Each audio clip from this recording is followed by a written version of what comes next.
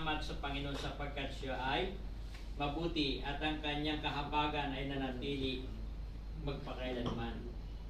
At sabi rito, let Israel now say that His mercy endureth forever. Alam natin na ang Israel, sila yung chosen people of God. Bagamat yung mga Palestinian ay nagsasabi na nangunguha sila ng lupa. Pero hindi, kasi dito sa Bible, sila lang ang binigyan ng lupain. Kaya nga ang tawag ay promised land, pangako mula sa Diyos. Na iniwanan lang nila sandali, tapos pagbalik nila, may nakaupo pa na, tapos sila pa nag-squatter. Talagang halimbawa, ikaw, taga Marinduque, pumunta ka sa Manila, iniwanan mo yung lupa mo, pagbalik mo, iba na nakatira. So, tapos ikaw pa sasabihan ng squatter eh. Samantalang siya nga ang ibig sabihin nagkukupa doon sa lupa mo.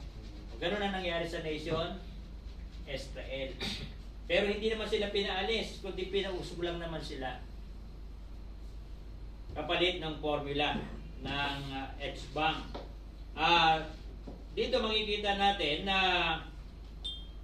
talagang ang Panginoon ay kakampi niya yung Israel. O ang Israel, kakampi niya ang Diyos. Bagamat hindi nila tinatanggap si Jesus Christ. Bakit hindi tinatanggap nila si Jesus Christ? Kasi ang naka-prophecy ay sa Bethlehem, Judah. Nakagistan nila na si Kristo ay taga Nazaret.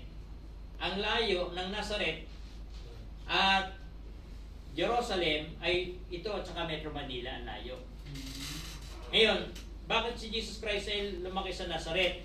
Nung pinagtatangkaan ni Herodes sa kanyang buhay, sila ay pumunta ng Egypt. Nag-migrate sila ng Egypt. Tapos pagbalik nila sa Nazaret, sila tumira. Pero siya ay pinanganak sa Bethlehem, Judah. Kaya lang,